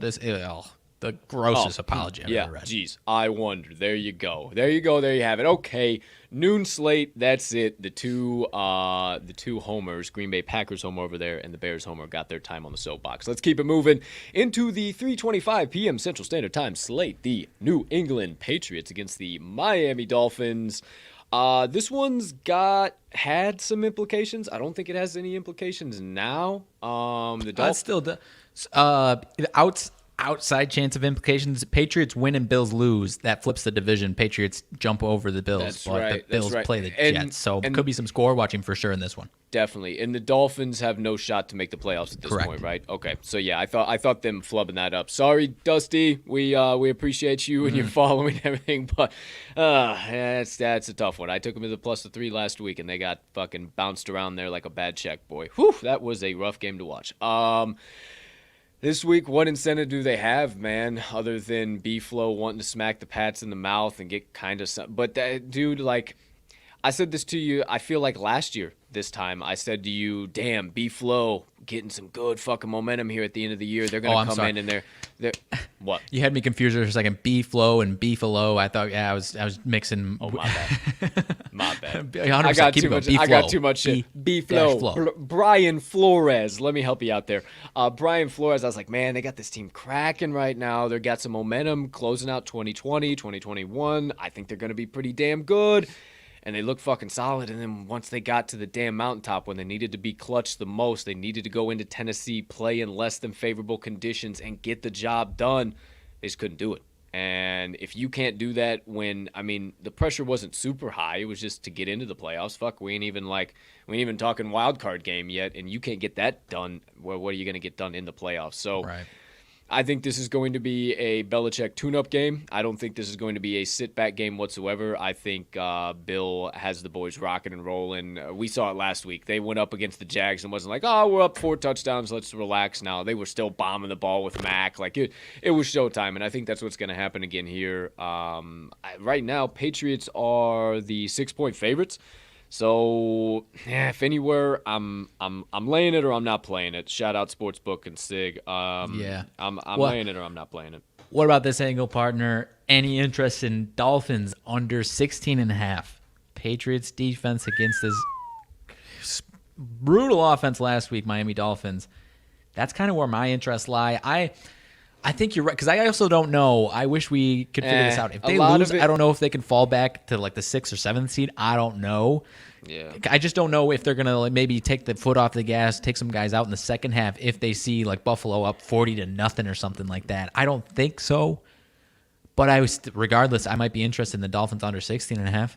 A lot of that, because you got to think, though, they got to 20-31, 20-33 in the last few games here, and one of them was against New Orleans. Carolina, decent. Now the Jets and Giants, okay, not the greatest. But that last week, that was a lot of 30 degrees in rain in the middle of Tennessee. Sure. Like, friggin' Tua had number 3 for the not top plays this morning with his, or maybe it was number 1. Maybe it was number 1. Him and his friggin', he got the hand here and the ball's all the way back there and he's already trying to throw it. It was a shit show. So I have to imagine the Dolphins will have some type of rivalry pride as far as knocking off the Patriots. I think that's kind of what's holding me back from any like under their offense or anything like that. Because I think the Patriots defense, if they're going full bore, I think the Patriots defense hold them down, but not locking anything in quite yet, I don't think. Yeah, not on this one, but I'm either laying it with the Pats, I'm not playing it at all, and then I'm crazy enough to go over 40. Because like I said, I think this is a tune-up game. The under is a public side right now. Getting about 54% of bets, 65% of money, so creating a little bit of liability. I think the Pats lay the hammer down. It's a rivalry game, and Brian Flores wants one more. Hey, win one for the Gipper here, boys. We need a little bit of momentum going into 2022-23. So, hey, hook it up. Let's go. That would be big. That would be big. So, yeah, I think it goes over 40. Okay. But we'll stay out of that for now. But, again, lean anywhere, lay it, don't play it with the Pats, or go over 40. All right, moving and grooving. We just talked about it. The other AFC East matchup on tap, the New York Jets and the Buffalo Bills, still in the 3:25 p.m. Central Time slot. No real interest in this one at all, my man. Jets are getting 16 points on the road. I think Buffalo handles them with ease. I mean, just as soon as you say that, then Buffalo doesn't handle them with ease, but the Jets are a severe public dog. They're getting 73% of actual bets at market consensus. Bills only getting 27% of bets, but 99% actual money wagers. So a couple of people have dropped a few bags on them. A few people are trusting the Jets on the money line. I just don't see it here. I don't see the Bills really sitting anybody all too major. I mean, they might sit Josh towards the end, but I don't see this as a backdoor as much as I saw like the Broncos or as much as I saw the Texans. I really don't. Yeah, I don't have any interest in playing the spread because you're right. The Bills, at least the first half, we'll see what that spread is. It's probably going to be over a touchdown because they'll play the first half. If they get up by a lot, they'll probably rest their guys. Stephon Diggs, though, needs 6 catches for $1.55 million. 6 catches to get to 100 catches. That'll give him 1.55. 231 receiving yards will give him another 1.5. That's probably out of the maybe not out of the question, but 6 catches, I don't know, man. Might be he is going to be playing. He could be worth a look as far as his catch total once we see some props if we aren't already. Even maybe some alternate shit. Get who knows? Depending on what the odds are on that. Holy smokes. Good call there, Max. Way to bring that one to attention. Okay. So maybe a little something on Stephon Diggs there with the Buffalo Bills, but for right now, nothing in let me get your thoughts. The only thing I see is over 71.5 receiving yards. That's the only thing they've opened.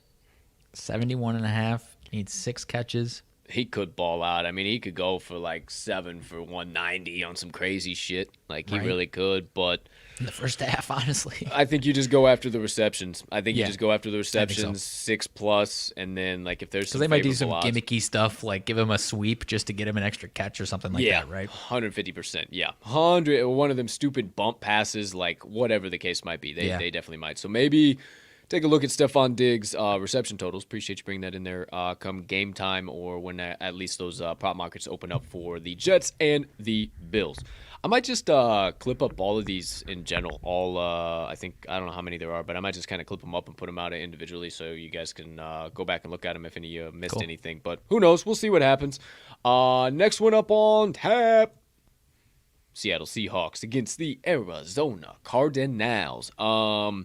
Sea Squawks have been absolutely dog shit all year. We all know that. I believe Pete Carroll might secretly be out of there and nobody knows about it. Nobody's really talking about it. I think his seat's a little more hot than any of us care to talk about or know about. We might be leading the pack on that. He might be. Kingsbury and the boys, a little scuffle, wuffle, schmuffle, luffle here the last few weeks, but nothing I don't think they can't overcome. DeAndre Hopkins comes back, then I think we're in real good shape. It just is so evident when Kyler doesn't have that oh shit handle, for lack of a better term, for you who are not from the South. That is when you are riding around in some type of a four-wheel vehicle and somebody gets going real crazy. We call it whip-a-shitty down there. And they get real fucking crazy. You look up to your right and you see this fucking handle that you ain't never known why the fuck that handle was there before. But now all of a sudden you realize that, oh, dear Heavenly Father, save my life. I know why this thing is here. And you grab onto that oh shit handle because we are fucking going over, John. That is what that is. But, so oh shit, that's kind of what's going on there in the organization. If I lean anywhere, man, the Cardinals are the 6.5-point home favorites. I'm laying the 6.5. If they win and the Rams lose to the Niners, which the Niners still have to win to get in, at least lock in the playoffs. They can lose and Saints can lose and get in, but they need to, obviously they're under the impression they need to win. The Niners, that is, over the Rams. Rams lose, Cards win. That is the AFC West Division champion Cards. So, you said you're interested in 6.5? Are you interested in the over as well? I think so. Just because Russ is going to have one last hurrah. Let's get after it. Here we go one more time. It's at, what's it at, 48? Yeah. Those 48s have been tricky this year. And their offense has picked up a little bit. I mean, I know they played Bears and Lions, but their offense at least has been slinging it a little better, right? I mean, the total has gone under in 4 out of the last 5 meetings between these two teams. Okay. Right around the same number, 49, 51, 57, 45, and 55.5 was the over. So, okay. Got some incentives on this one too, pal. AJ Green needs 75 receiving yards. 75 receiving yards for $250K and another 10 catches. Yeah, another 10 catches for another $250K. 10 catches might be a little lofty, but 75 receiving yards for $250K. Russell Wilson, $250K if he is over 66% completion. He's at 65.2. Not sure what that would take. And then Cardinals Marcus Golden, 2 sacks for $1 million. So another guy that even if they give you over a half a sack at some nice odds, might be worth a look because he's going to be hell-bent trying to get both of those sacks for another nice $1 million in the bankroll. What would it take, the Seattle Seahawks going away from their entire fucking game plan and actually letting Russ cook unlike they did the entire damn year for him to get up to 66%? That's me answering your question about Russ in the percentage. Right. That's why I laughed. Okay, I see what you're saying. Yeah, my bad. There you go. Just no biggie. Here we go. The Sea Squawks are a public dog. 63% of bets on the money line, 97% actual money wagered on that money line. Severe monetary liability. 59% of bets, 98% of money on the spread. 6.5 is the spread right now. If I'm going anywhere, I think the Arizona Cardinals are the safe side, -6.5. I think they get it done. Thank you, partner. Keep an eye out for AJ Green. Maybe his yardage totals are in a good spot. But if I'm also going anywhere, I think I lean to the under. I think the over looks way too easy and seems like to be kind of the sharp side right now. So if I'm going anywhere, I'm going the under 48, and I would lay it or not play it on the spread. Anything else from you on that, partner? No, sir. I'm mostly in agreement with you on this one. All right, then without further ado, it's time to keep it moving, keep it grooving. Next game up on tap, New Orleans Saints, Atlanta Falcons. Not really much implications here whatsoever. Saints, typically we say a lot different than what we're saying about them right now, but partner, I'll let you kick this one off. What do you got with Nolans and the old ATL, Hot Atlanta? I'm torn on this one, man. Saints, this is the team. Saints, if they get a win and the Niners lose, Saints can jump over the Niners into that 7th seed of the playoffs. So they are hell-bent on getting this win. First of all, the Falcons cannot say that. However, I do think, much like in a little bit different of a case than that Patriots-Dolphins game is, I think the Falcons are going to have some rivalry pride, not only getting the win, but keeping their bitter rivals out of the damn playoffs, partner. And so because of that and because of I'm pretty confident that the Saints defense will show up in this game as they have when they've needed to most for the most part this season. I still don't know, and I don't trust that damn offense and whoever the hell is playing quarterback on a given week for them. So I'm not laying the 3.5 with the Saints. At the moment, I am interested in the plus 3.5. I don't even think it's crazy to think the Falcons can win this one at home. What concerns me is their offense against the Saints defense. Like I said, I do trust the Saints defense. I just have no trust for that Saints offense. So I guess I'm kind of talking myself into the under on this one, and at least preliminary interest in the Falcons plus the 3.5. My only problem with the Falcons, my man, is the fact that they have been dog shit inside of Mercedes-Benz Superdome or whatever 100%. The hell it is now. They are 1-5 straight up, 0-6 against the number overall. Bad. So, I have no idea what they do, especially at a 3.5. It just kind of feels like a public dog spot. Like, they're getting the hook. That's a key number of a field goal. That's got to be a right spot we can play the Falcons, right? And then I just feel like the public is kind of having your rationale as far as like, bitter rival, let's try and keep them out of the fucking playoffs. I just don't think the Falcons can do anything against that Saints defense. I think the Saints offense is completely broken, but the Saints are the sharp side at the minus 3.5. Right. 40% I really like the under. Bets, it's kind of what I'm talking myself into. Yeah. I do kind of like that as well. The under 40, it might be kind of a defensive struggle. Maybe, most definitely. Only 55% of bets, 71% actual money wagered on the total on that under. So under 40 might be worth a look here, but also I think the Falcons are kind of a setup spot plus the 3.5. Especially after last week, they pushed a minus 14 against Buffalo, or a plus 14 against Buffalo, I apologize. And now they all of a sudden just drop down like crazy to plus 3 to a division rival, all this background nonsense. Games are played on the gridiron, not on a piece of paper. So at the end of the day, I think I'm locking in the under. I really think I'm locking in this one. Under solid, and per Action Network, 8 people are already locked in the Atlanta Falcons plus 3.5. How you doing? I think I'm locking in the New Orleans Saints minus 3.5 right now. Okay. Yeah. Okay. I might go like that. Feels like a setup line for the public, is what that feels like. I think you're right. I'm gonna stick with my under. Okay, sticking with your under. I think I mess around with the under too, but I like the 3.5 in the under.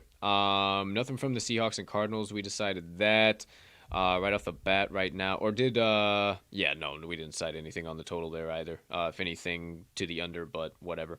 Only 2 more games remain. No Monday night game here. Actually, 3 more games. I apologize. 3 more games. I apologize. Here we go. Next one up on tap, unless you got anything else out of the Falcons Saints, partner. No, sir. Keep okay. 49ers and the Rams. NFC West playoff implication matchup for sure. Jeez. What do you got here, partner? I know there's some implication when you talked a little bit about it 49ers-wise. If they lose, a couple other teams might have something they're scoreboard watching. What do we got in this game? I'm a little torn as far as the spread is concerned, man. I mean, it's still. Are we still looking at Trey Lance in this game? Correct? Yeah. As far as I know, Jimmy G is doubtful. Yeah. So I really don't know. I mean, the 49ers are going to be throwing the kitchen sink because they're in real danger of losing this game. And like we just talked about, the Saints still got a damn good chance of winning that game, and they fall out of the playoffs. Whereas the Rams, they got to win. Where we just talked about, we think the Cardinals are taking business against the Seahawks. Obviously, they'll be doing some scoreboard watching, probably the Rams, but they got to win this game to lock up the division with some important. And I think if they win, they get the 2 seed, let alone falling all the way down to 5, which would be a potential trip anywhere against any of these good teams, obviously. So they obviously want to lock up that 2. It's got me interested in the 4.5, especially when you got Trey Lance out there. The way this Rams team has been playing. First gut has me interested in the Rams. Yeah, the minus 4.5 has been pretty profitable for favorites. Kind of been a setup for dogs. Right now, the Rams are the sharp side, 39% of bets, 73% actual money wagered at market consensus on the minus 4.5. I think I'm in the boat with you, man. I can't trust Trey Lance and what they're doing, man. I cannot. Yeah. Trey Lance is the reason why I'm interested in the Rams. This is the one issue. We talked about it earlier in the year, partner. This matchup is the one where Shanahan just has ownership over Sean McVay. 5 straight wins for the Niners. But without Jimmy G, if it was Jimmy G, I think I'd probably be locking in the Niners in some capacity. Yeah. I trust the Rams offense in this one, though. I do too, man. Even though Stafford has been looking less than competent, I think he's starting to. The playoffs are starting to get on the horizon, and he's starting to. His old booty hole was getting about this big, and everybody's saying, "Hey, remove the corn cob, Stafford. Remove the corn cob. You're a good fucking quarterback. Relax." I mean, he's making some dodo bird plays out there, but they're still winning. They're still covering, so I'll keep backing them. Rams minus 4. I like it. It's on my card. 2 more games. Next one up, NFC or NFC South matchup that does have some implications as well. Carolina Panthers, Tampa Bay Q Buccaneers. Panthers pretty much just like everything I said about them preseason completely false. Like I went back and looked a little bit. I look like a big old dumbass. Like that was just. Hey, we started off the season hot. We thought we were smart to kick off the season, right? Oh yeah, it was absolutely terrific. And now who knows what's going on? Sam Darnold is broken. No question about it. Going against Tampa Bay. There's no reason for me, in my mind, that I need to lay the 8 here with the Buccaneers. There's no reason that I need to think that Carolina is going to cover the 8 by any means whatsoever. I think this is a really nasty game. I think there's a lot of turmoil and goofiness. We know with all the AB nonsense going on with Tampa Bay.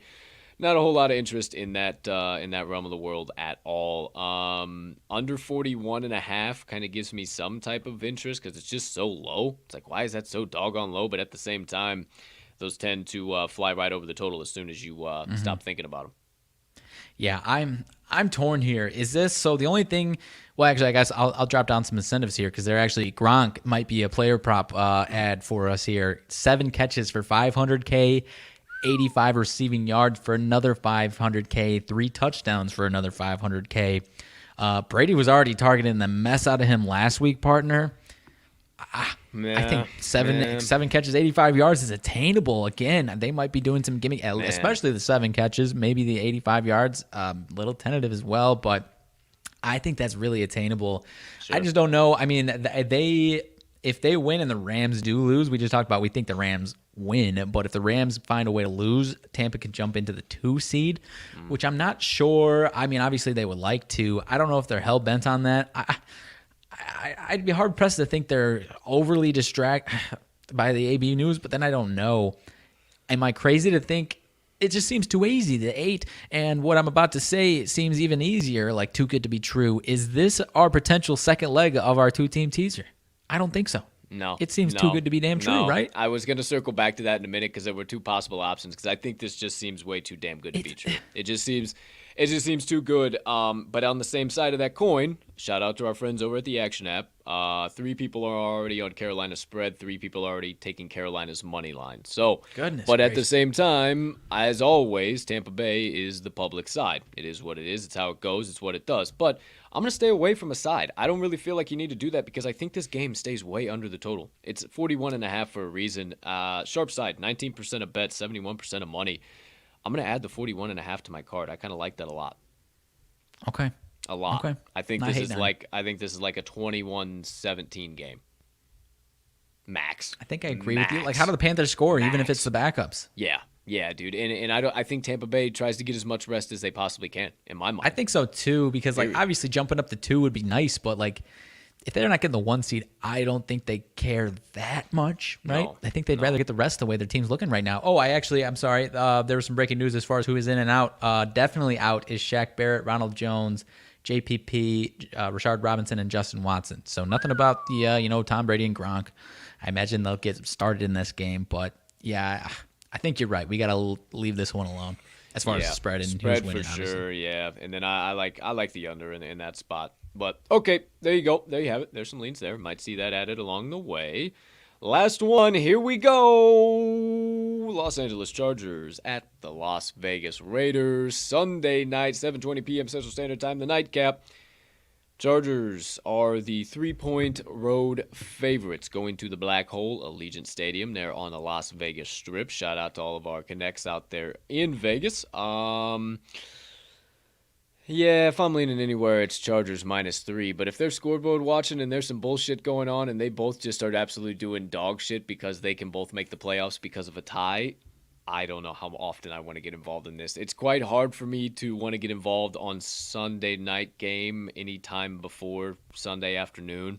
It's just because it's a standalone game and it's when the books are the sharpest. It's when they know they have the most. It's when they can set it up. They know when the public's going to be there. It's the last Week 18 game. Everybody get your final possible bets you can possibly get in. I think you just need to be smart and see where this in. But if I'm leaning anywhere, Chargers -3, and I would go over the 49.5. I think I agree with you. I think that over is definitely a little tasty there. I think I agree. I mean, the way we've talked about the Chargers all season long, they've obviously let us down in a lot of spots, but I mean, we almost have to ride it right. But then, from a dumb fan perspective, not saying fans are dumb, but as far as me, my dumb brain, and the things that influence my thoughts sometimes that shouldn't, I pull up the old Twitter app and I see that the Madden family is lighting the damn torch before the damn game, and this crowd is going to be absolutely a madhouse in Vegas. Give me the Raiders money line. Give me the Raiders money line. Period. Point blank period. Point blank period. Point blank period. Like how? I don't give a damn. I don't give a damn. I don't give a damn. Right? The other night, I feel dude, fucking stupid for saying that on our show, but at the same time, I don't. Because you're not. Because I took a. It is the one spot. There's a lot of spots that we have written on the list over here, right? As far as coach scandal game, as far as coach getting fired game, there's a lot of shit, but that's one of the big ones on the list. There is if maybe somebody's jersey's getting retired, maybe some big ass fucking statuesque torch is getting lit by maybe one of the biggest names the biggest name of all of the NFL's family. I don't know, maybe that has a little something. I bet against whoever was playing the Louisville Cardinals, much better team. Hands down better team. It was like a 7-point favorite. Whoever's playing the Louisville Cardinals football team, Lamar Jackson gets his fucking jersey retired that day. The Louisville Cardinals win outright. Easy money. No question about it. I'm trying to... other night, Dirk Nowitzki night on Dallas. I decided to say, you know what? I really want to take Denver, but something here does not feel right to me. I don't know what it is. I can't put my finger on it, but I'm going to stay away in general. I pop on the son of a bitchin' game. Dirk Nowitzki getting his jersey retired. I said, this is a Mavs win by 50 points. I'll be damned if it wasn't. Those are so... doggone important, partner. I think we might have to take the Raiders on the money line, Bob. That might be the move. That might be the move. It might be, man. So I am torn. And another one, I totally agree with you. This year especially, these Sunday night games have been a nice wait and see how the market reacts, because whether fans have already placed bets by Sunday afternoon or not, about 5, 6 o'clock, the games start winding down. You're looking for your next bit of action, and you got the big game coming up. That's when, a lot of people start throwing money down on this game. But beyond that, man, I don't know. I am torn. I think the Raiders can scrap together. The other thing that pulls me against the Raiders is that they're on a 3-game winning streak. They have not gone over a 3-game winning streak all year. Anytime they've been on a 2-3-game winning streak, they fall flat on their face. That is the one thing that's kind of been keeping me, up until what I just said, away from the damn Raiders. Because anytime they get any type of momentum like this, they just come out, everyone thinks they're world beaters, and then they fall flat on their face, right? So I don't know for sure yet. Okay, yeah. I don't really either. I think I'm going to, I think this is sit and wait until Sunday afternoon to make a play on it. So in recapping, potentially Jacksonville Jags on the money line, Houston Texans plus the 10.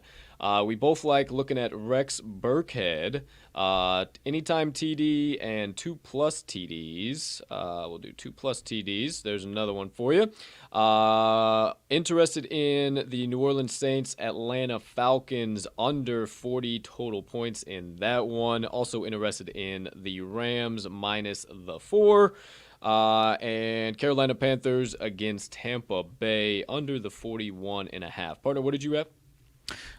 You mentioned I've got for sure locked in. I've got that Saints and Falcons under. Keep your eyes on some of these props if you see him. Chris Jones, Preston Smith, Marcus Golden. If you see some sack markets and you got some nice prices, check out those 3 guys. You got Stephon Diggs, some receptions. Check out his reception markets when they open, as well as Rob Gronkowski. I think they want to get him that, but I also wouldn't be surprised if they, take the wheels off of old Gronky and get him a little rest going into the playoffs. That's kind of starting to be what I'm thinking now as we get into after that conversation. Yeah, I wouldn't be surprised whatsoever. Less over the moon about that one. If he does play the full game, then I love it. But yeah, we just don't know. Okay, well, there you go. There you have it. Everything seems to be in good working order there. We got everything knocked down. I was just checking in on the 11 o'clock game as well. Almost exactly how I called it. I should have told you guys just fucking hammer in the under as fast as you possibly can. Houston Baptist just cannot get a ball in the bucket. It's 41 to 18 right now. They just can't get a ball in the bucket. If they were fucking going back, like UNO does not have a good defense at all. They just can't score. Like right now, the Huskies are. Oh, of course they don't have it on them action. Let's see how bad they are actually shooting right now. I bet you they are just. It is piss poor. Like it might be. Oh boy, it might be real bad. But then again, who knows? Maybe the old Privateers get us up to 100-some, and then the Huskies get us up to 50. I mean, that would be fucking cool. Who the fuck knows what happens? But, who knows? Let me see. NCAA Division I. Oh, they're starting to score finally. Look at that, boys. Holy shit. They are 9 for fucking 27 from the floor and 1 for 10 from beyond the arc. They are absolutely struggling here today. The old Houston Baptist Huskies. Goodness gracious. So hopefully we'll sweat that out. Hopefully we can get it over get the over there. But everything else I still really like. Everything else on the card I am good to rock and roll with. Outside of that, let's see here. Partner, anything else? No, we didn't have anything else on Chargers Raiders. So yeah, that kind of does it for the entire first half of the show there, or just NFL special edition of the show. So, yeah. Without further ado, anything else? I don't have anything else on that. We'll kind of keep it short and sweet here on the second half. But as per usual, my friend, wrapping it up. Let me find where the hell I have this thing at. There we go. Partner, anything burning on the brain, melting on the heart, festering on the soul. You have been dying to get out to the kind folks that joined us on episode number 197 of the TTL Pod on this gorgeous January 7th, 2022. My friend, I'll keep it short and sweet. I did not have anything crazy today. As we get wound down here, I need your updated, whether you're sticking to your guns, final predictions. Who is making it to the Super Bowl out of both of the conferences, and who is taking the crown? Oh, I don't know. That's hard. That's a hard one. I know you're gonna say Chiefs Packers. I have no, or at least Packers whoever. I don't know who the fuck ever. Like, I don't know. That seems too easy. Chiefs Packers is most ideal in my mind. What happens? But Probably going to be Chiefs, Buccaneers, or yeah, I don't know. I don't know who goes from the NFC other than the Packers or the Buccaneers. And then AFC wise, Titans could put some shit together. Derrick Henry comes back out of nowhere. Who the hell knows? They've been real fucking sneaky the last few weeks. I don't know. I like the Bills out of the AFC is honestly my pick. I like the Bills. I think they're getting rolling, man. And obviously my Packers to lift it all. Walking back a little bit, partner, just announced Tyler Huntley is starting for the Ravens this Sunday. Are your opinions changed at all? Oh, Tyler Huntley.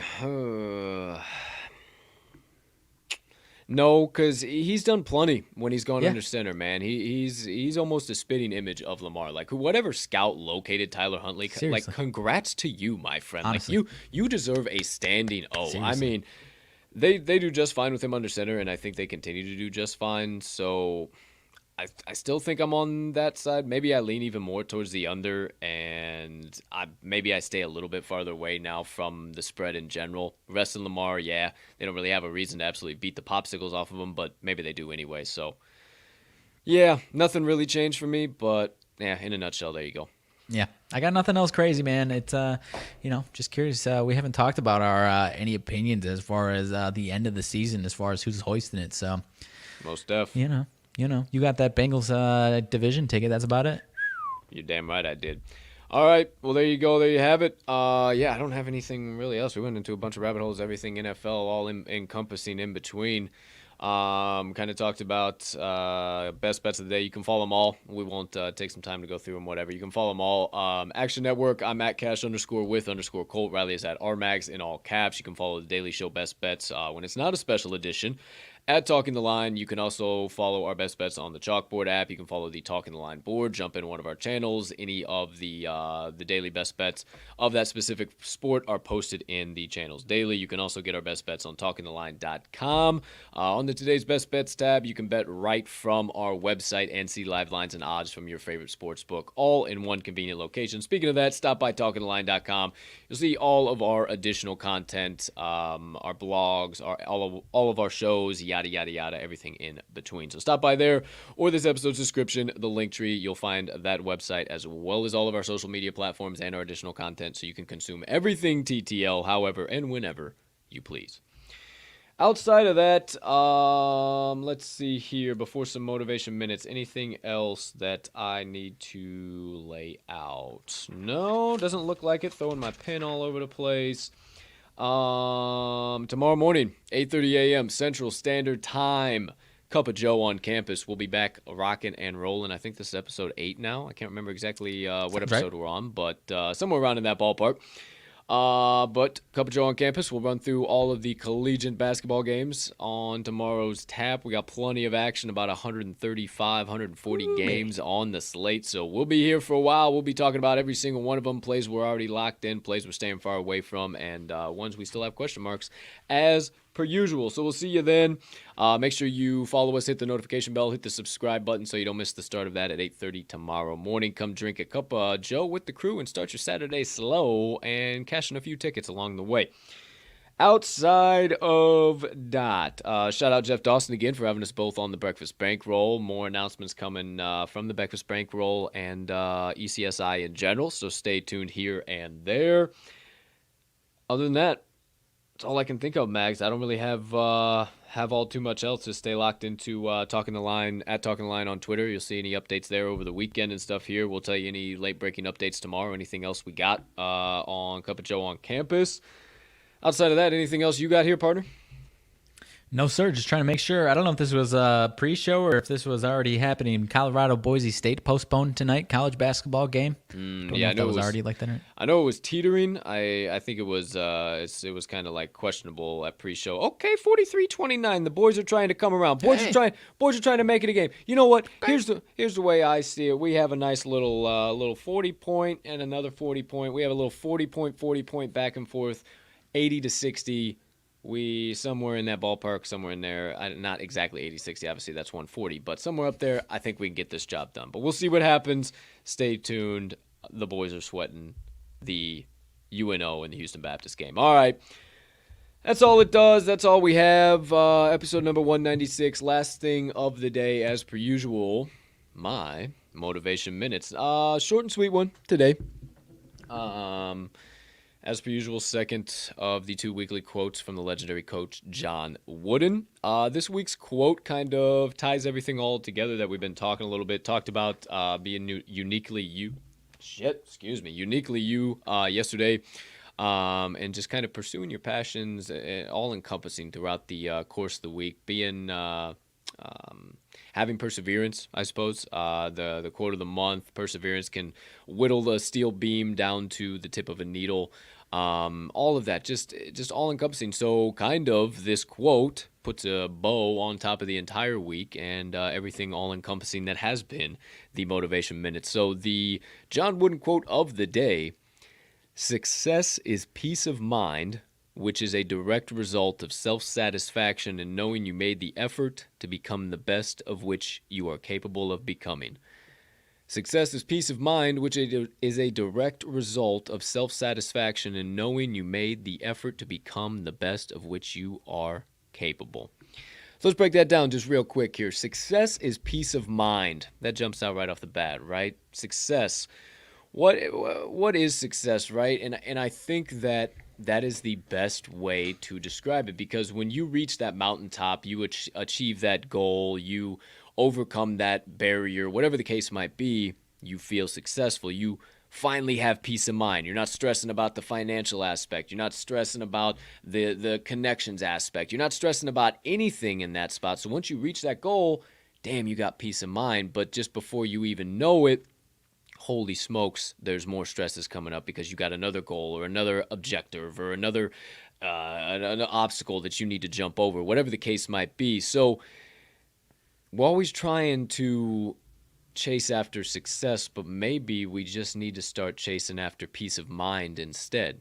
Maybe that's what old John Wooden was trying to tell us. Let's go a little bit further. Which is a direct result of self-satisfaction in knowing you made the effort to become the best of which you are capable.